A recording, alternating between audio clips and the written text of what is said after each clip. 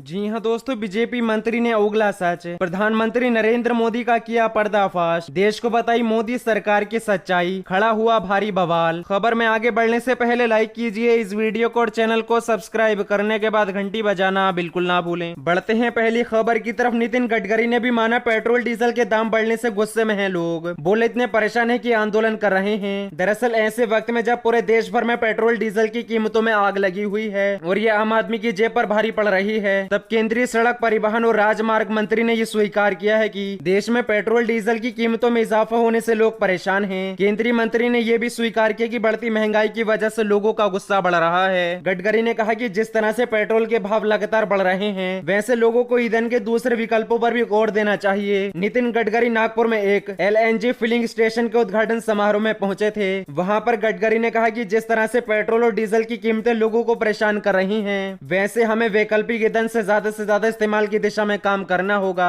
गडकरी ने कहा कि पेट्रोल और डीजल की बढ़ती कीमतों की वजह से लोग गुस्सा भी कर रहे हैं और परेशान भी हैं। इसी परेशानी की वजह से लोग आंदोलन पर उतर आए हैं। नितिन गडकरी ने कहा कि विदेशों से पेट्रोल और डीजल खरीदने की वजह से देश की इकोनॉमी प्रभावित हो रही है। हमारी इकोनॉमी पर अच्छा खासा बोझ बढ़ता जा रहा है। गडकरी ने आंकड़े स्पष्ट करते हुए कहा कि इन दिनों हम लोग दूसरे देशों में 8 करोड़ रुपए का पेट्रोल और डीजल खरीद रहे हैं। इससे हमारी इकोनॉमी पर असर पड़ रहा है। खुद को राष्ट्रवादी बताते हुए गडकरी ने कहा कि एक राष्ट्रवादी होने के नाते मेरी ये इच्छा है कि हमारा निर्यात और ज्यादा बढ़ाना चाहिए तथा आयात कम होना चाहिए। केंद्रीय मंत्री नितिन गडकरी ने कहा कि अब हम जल्द ही पेट्रोल पंप पर एथेनॉल की सुविधा उपलब्ध कराएंगे। एथेनॉल पेट्रोल और डीजल से भी कम रेट पर उपलब्ध होगा। उन्होंने कहा कि वाहन के ईंधन के रूप में एथेनॉल का प्रयोग करने से प्रति लीटर 20 रुपए तक की बचत हो सकेगी। केंद्रीय मंत्री नितिन गडकरी ने बताया कि आंकड़ों पर गौर करें तो हम पाएंगे कि एक पारंपरिक ट्रक के इंजन को LNG इंजन में बदलने की लागत औसतन 10 लाख रुपए आती है। वहीं एक ट्रक एक महीने में 98,000 किलोमीटर चलता है। इस तरह से LNG में बदलने के बाद सिर्फ 9 से 10 महीने के भीतर एक ट्रक से 11 लाख रुपए की बचत हो जाएगी। बढ़ते हैं अगली खबर की तरफ। किसान नेता राकेश टिकैत ने केंद्र सरकार को फिर धमकाया। इस बार दिया 2 माह का समय, जानिए अब क्या कहा। दरअसल कृषि कानूनों को खत्म किए जाने की मांग को लेकर बीते 7 माह से किसानों का दिल्ली की सीमाओं पर धरना प्रदर्शन जारी है। कई दौर की वार्ता के बाद भी किसानों के साथ सरकार की बातचीत का